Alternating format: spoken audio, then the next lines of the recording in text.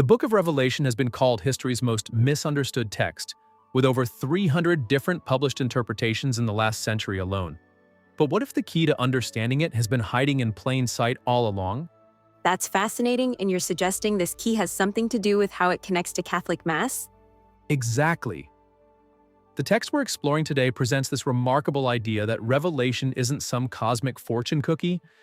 It's actually meant to be understood through the lens of worship, where time itself behaves differently. Tell me more about this concept of different time. How does that work exactly? Well, imagine entering a sphere where natural and supernatural time converge.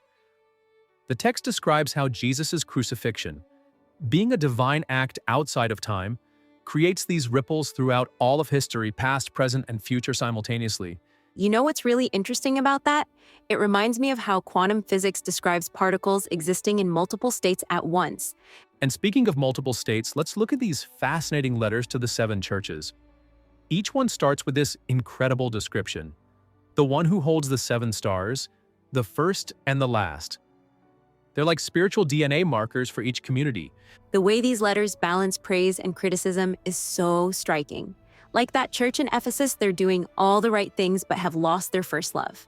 Right? And then we get this amazing cosmic drama with the woman clothed with the sun and the dragon with 7 heads.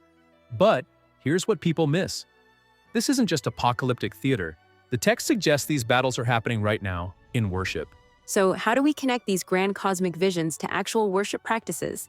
Well, look at the numbers 7 heads, 12 stars, 1,260 days. In ancient tradition, 7 represents completeness, 12 represents divine governance. These aren't random. They're like coordinates mapping spiritual reality onto physical worship. That's quite different from treating it like some kind of end times prediction manual. Exactly. And here's where this concept of metanoia becomes crucial. The text warns against being lukewarm. It's calling for this complete transformation of heart and mind through what it calls perfect charity through love.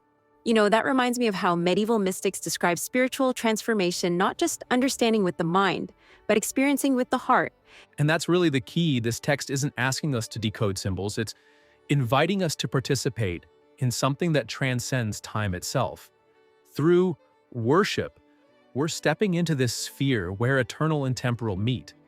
That's quite a perspective shift from how most people approach this text. Well, consider this: when the text talks about the woman being given eagle's wings to escape the dragon, it's not just telling a story. It's describing how divine protection manifests in real time, in our actual lives and worship. So, in essence, we're not just reading about these events, we're participating in them. Precisely. Through this lens, every act of worship becomes an intersection point between heaven and earth. The text isn't predicting the future, it's revealing how eternal realities break into our present moment. That's quite profound. It transforms Revelation from a mysterious prophecy into a guide for spiritual experience. And that's really the heart of it. All this invitation to see beyond the surface of things, to recognize the eternal breaking into the temporal, and to be transformed by perfect love. Not solving a puzzle, but becoming part of a greater reality.